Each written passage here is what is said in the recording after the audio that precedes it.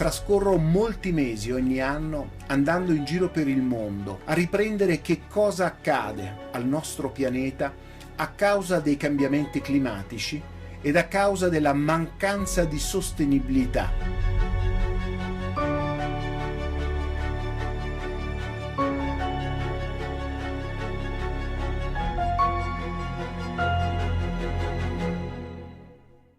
L'obiettivo è diffondere l'informazione, una corretta informazione, perché solo in questo modo riusciremo a sensibilizzare le coscienze e capire, giungere tutti assieme alla conclusione che non possiamo continuare ad investire finanziando aziende che non hanno a cuore il futuro del pianeta e delle prossime generazioni.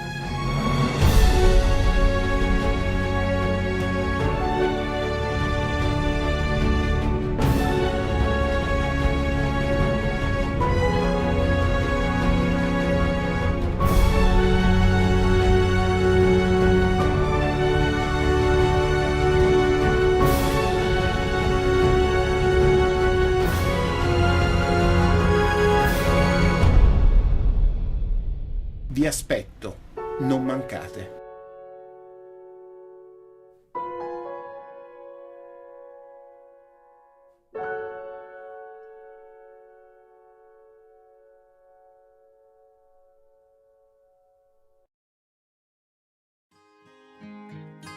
Buonasera e benvenuti a questo evento organizzato da Banca di Verona e Raiffeisen Capital Management del gruppo austriaco cooperativo Raiffeisen, che oggi sarà rappresentata da Fabio Cappa, che sarà anche il relatore principale a questo evento. Lo ringrazio da subito.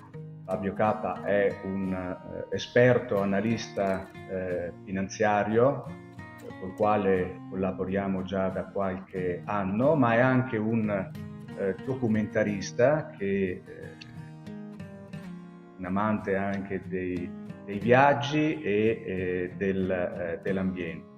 Con lui alcuni anni fa abbiamo iniziato un percorso finalizzato a introdurre e proporre alla nostra clientela i prodotti finanziari della casa Raiffeisen, ma in particolare prodotti finanziari che guardino all'investimento in maniera sostenibile rispetto alla tematica sia ambientale che sociale.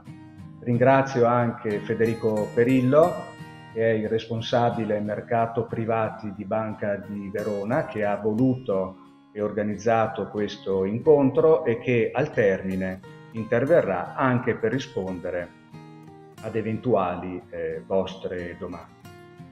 Sono particolarmente onorato di introdurre i lavori su un tema, quello della valutazione della sostenibilità e della responsabilità degli investimenti finanziari, che come banca riteniamo imprescindibile nella nostra attività. La nostra è una banca che per radici storiche, forma costitutiva e soprattutto scopo dell'impresa ha una visione del suo ruolo quale parte integrante non solo del contesto economico, ma anche di quello sociale in cui è inserita e al quale deve render conto perseguendo a 360 gradi uno sviluppo esso stesso sostenibile. Una responsabilità sociale, quindi, integrata nella propria organizzazione, oserei dire interiorizzata, e non vissuta come una semplice dichiarazione di principio o un confine da non superare nella propria attività. Attori quindi di una finanza responsabile legata all'economia reale e che considera la stessa economia totalmente complementare e dipendente dall'ambiente. Un ambiente quindi che tanto più rischia di diventare imprevedibile per effetto dei cambiamenti climatici, tanto più anche l'impatto sull'economia rischia di essere importante e talvolta anche devastante. L'attività della banca persegue, nello svolgere la sua attività, la banca persegue lo scopo mutualistico, che come detto non solo ci caratterizza, ma lo interpretiamo non solo nell'attività tradizionale di intermediazione del denaro, raccogliamo e prestiamo nello stesso territorio dove operiamo, ma ci vede impegnati anche nell'affiancare i nostri clienti, soci, risparmiatori, investitori nella gestione dei loro patrimoni, non solo con prodotti evoluti e diversificati, ma invitandoli, accompagnandoli nella valutazione anche in relazione ai temi dell'ambiente e della sostenibilità. Ma l'investimento in prodotti cosiddetti sostenibili è anche conveniente? La risposta, vorrei dire, sta in alcuni fatti. Il primo è che le stesse autorità governative e di vigilanza, anche nel settore bancario, pongono sempre maggiore attenzione. La scorsa settimana mi ha abbastanza impressionato leggere sul Sole 24 Ore un articolo del vicepresidente della Banca Centrale Europea con il quale annunciava l'introduzione nella valutazione del sistema bancario di stress test che vadano a cogliere l'impatto dei rischi climatici sulla qualità degli attivi bancari. Rischi climatici che quindi rappresentano addirittura fonti di rischio sistemico e che vengono visti secondo due ambiti di valutazione, sia come rischi fisici ma anche come rischi di transizione. Questo lo dico perché anche il risparmiatore e l'investitore, nell'effettuare le sue scelte, deve avere la consapevolezza di quelle che sono poi le attività e gli impatti delle attività delle aziende nelle quali va direttamente o indirettamente ad investire. Ad esempio, parlando di rischio fisico, questo deriva dall'aumento della frequenza e dell'entità delle calamità naturali. Quante volte e sempre più, ahimè, ne sentiamo parlare. Calamità naturali che, soprattutto anche negli anni a venire, avranno o rischieranno di avere un impatto in termini di danno sulle attività delle imprese, soprattutto se dislocate in zone a rischio. Un'altra tipologia di rischio alla quale accennavo prima è il rischio di transizione. Di fatto, sotto questo profilo, l'introduzione di politiche climatiche volte a ridurre l'emissione di CO2 vanno ad influire in maniera forte, specialmente su alcuni settori ad alto consumo di energia e ad elevata produzione di anidride carbonica. Proviamo a pensare ad esempio all'industria mineraria, a quella cementiera o ancora a quella siderurgica. Anche di aliquote fiscali che via via diventano sempre più severe, soprattutto su chi produce o su chi emette emissioni di carbonio, potrebbero aumentare costi di produzione e abbassare la redditività di questi settori.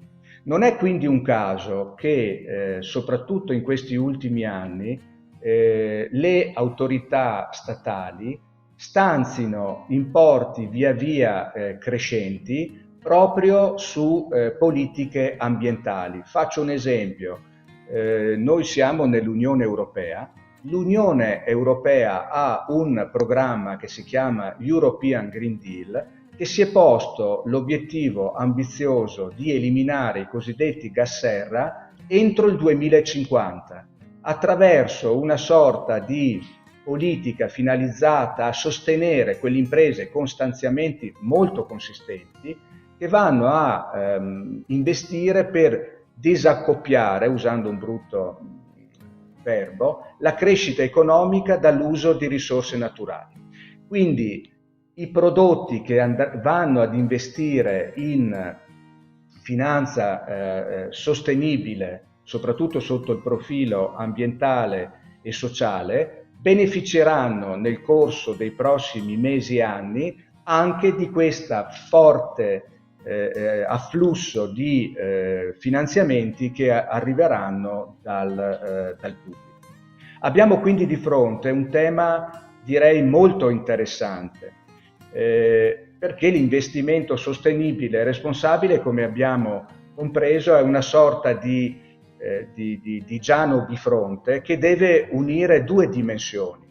Quella economica dell'investitore, del risparmiatore, che ovviamente si attende che il suo patrimonio, che il suo risparmio cresca e produca dei frutti, ma anche quella socio-ambientale, che vede assegnare alla propria attività dei vantaggi a beneficio di tutta la comunità.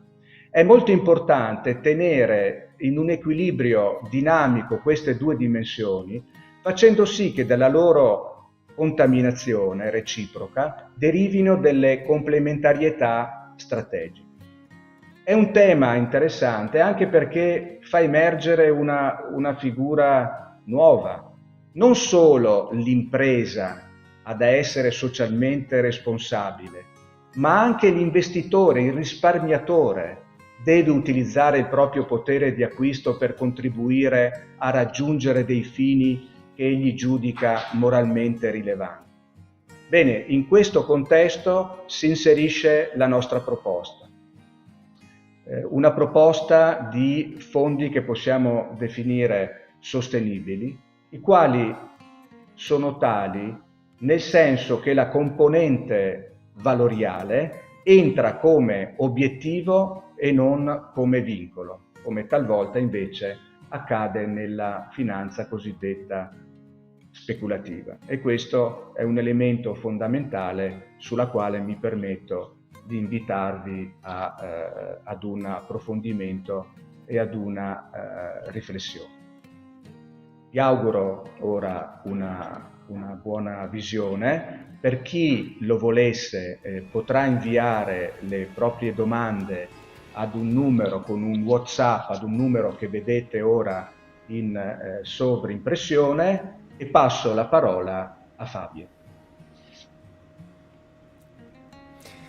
Grazie Valentino, un grazie alla Banca di Verona, al gruppo bancario ICCREA, Risparmio e Previdenza, che mi ha consentito di passare con voi un'oretta questa sera. È un privilegio ed è un piacere essere con voi per parlare di questi temi così importanti, come appena sottolineati dal direttore generale, nell'ambito di un credito cooperativo che, ricordiamo, ha la sostenibilità all'interno proprio dello statuto del vero e proprio credito cooperativo.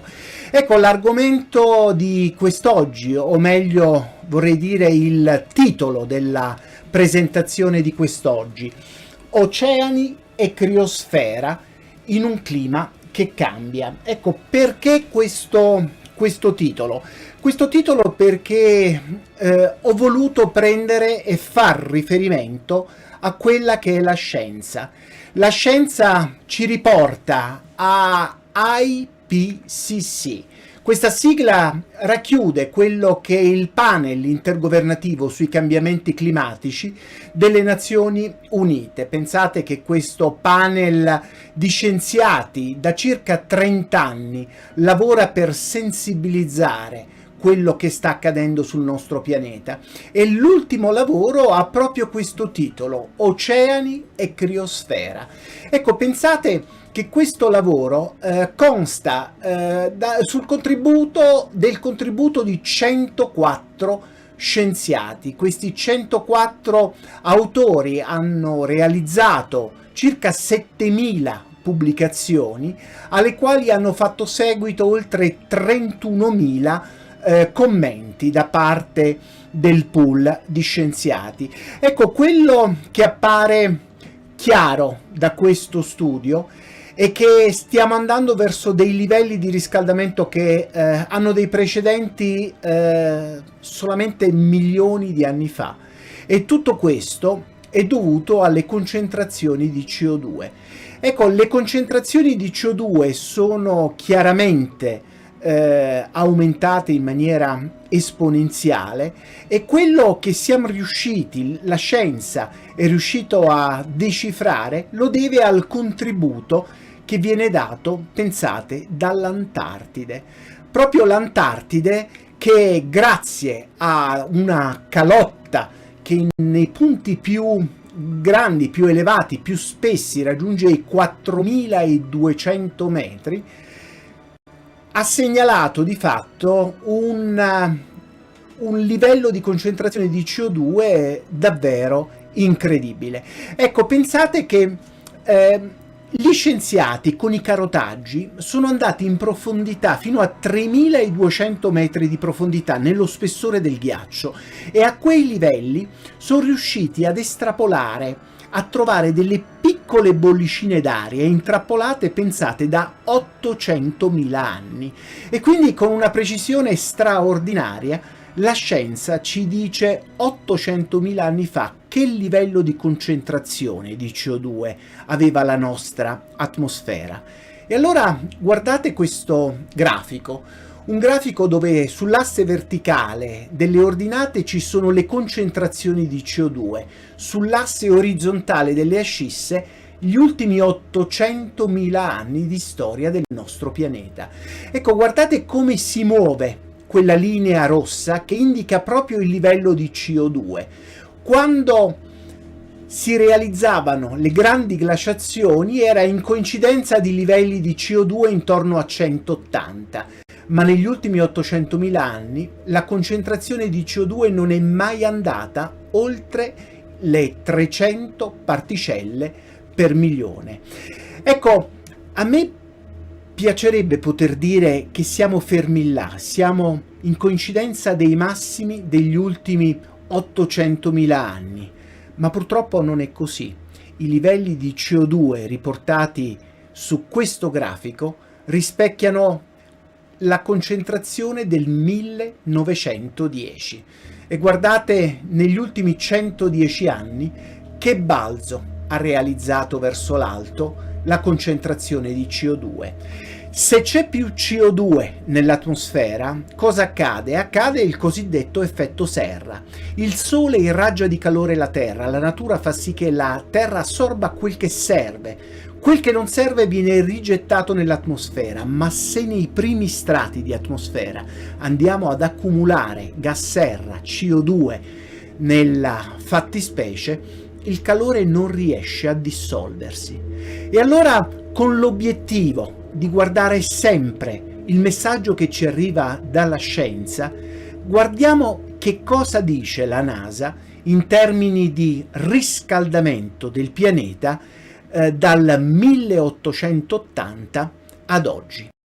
Questo è quello che evidenzia la NASA. In basso vedete lo scorrere del tempo, 1930, 1950. A pagare il prezzo più alto è l'emisfero boreale, quello settentrionale. Qui siamo al 1995, 2018, gli ultimi dati disponibili. Dove vedete il rosso vuol dire che il livello di CO2, il livello di aumento della temperatura dovuto alla CO2, ha raggiunto 2 gradi. Oggi siamo ad 1 grado di livello medio di concentrazioni di aumento delle temperature dall'età preindustriale, dal 1880. Ecco, molto spesso quando si parla di aumento della temperatura, le considerazioni che vengono fatte sono del tipo: ma 1-2 gradi, che cosa vuoi che sia? Perché dobbiamo temere di un innalzamento della temperatura di valori così irrisori, quando da una settimana all'altra abbiamo imparato a scostamenti termici anche dei 5-10 gradi? Ecco, Quando parliamo di temperatura media del pianeta, quando parliamo di temperatura media degli oceani, la correlazione corretta che dovremmo fare è con la temperatura corporea. Quanto tempo potremmo vivere con una febbre fissa a 38 o 39? Questo è il corretto ragionamento nel momento in cui parliamo di temperatura media del pianeta. E da questo grafico emerge che chi paga il prezzo più alto è l'emisfero settentrionale, e allora guardate la scorsa estate come si è mossa la calotta artica, quella del Polo Nord. Nell'angolo in alto a sinistra lo scorrere della scorsa estate. Guardate come si conclude con il 21 settembre. Ecco, molti di voi staranno pensando, ma è naturale che durante l'estate la calotta artica vada a ridursi. Corretto, ma guardate quella linea gialla. La linea gialla evidenzia la media dell'ampiezza del ghiaccio artico tra il 1981 ed il 2010. Ed è innegabile quanto in pochi anni si sia ulteriormente ridotta. E se questa è solo la scorsa estate, se volessi allungare l'orizzonte temporale, diciamo dal 1975 ad oggi, prendendo sempre le immagini della NASA, quello che la scienza ci dice, guardate come è innegabile la perdita di milioni di chilometri quadrati di ghiaccio durante il periodo estivo. Ecco, se dal Polo Nord andassimo dal lato opposto, al Polo Sud, in Antartide, guardate il susseguirsi dal 1993 delle stagioni, estate e inverno, ma guardate come negli ultimi anni quelle macchioline, prima gialle, poi arancioni, poi rosse, diventano sempre più insistenti.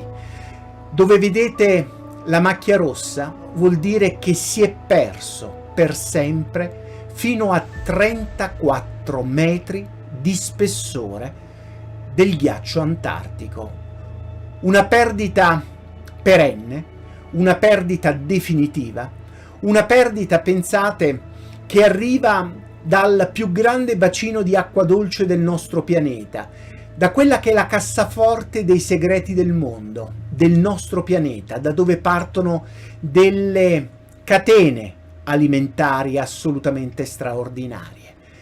Ecco, con il credito cooperativo, con Raiffeisen, questa sera non abbiamo la volontà di trasferirvi immagini scaricate semplicemente da internet. Ecco, noi abbiamo fatto qualcosa di più. Io personalmente trascorro molti mesi, ad eccezione ovviamente degli ultimi 12, per motivi che potreste facilmente immaginare, in giro per il mondo a documentare quello che accade a causa dei cambiamenti climatici.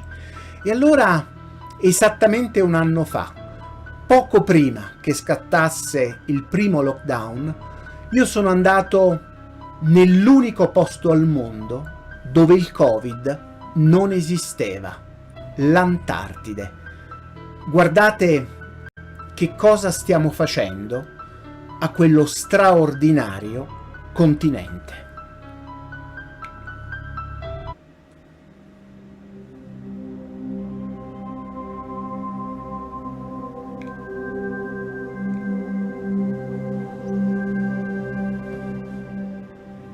L'Antartide, il continente più freddo ed inospitale della Terra, ma allo stesso tempo affascinante ed incantato.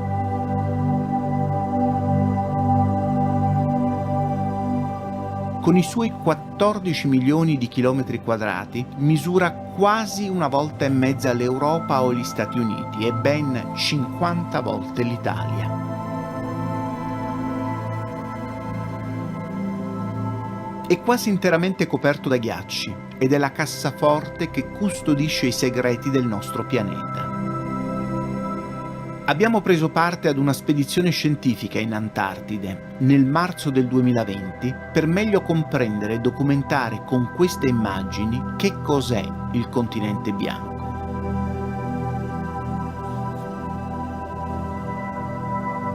Al fianco di glaciologi, biologi, geofisici e climatologi, Raiffeisen ha avuto modo di capire ed apprezzare quale ricchezza rappresenti l'Antartide per l'uomo e quanto stia effettivamente rischiando a causa dei cambiamenti climatici.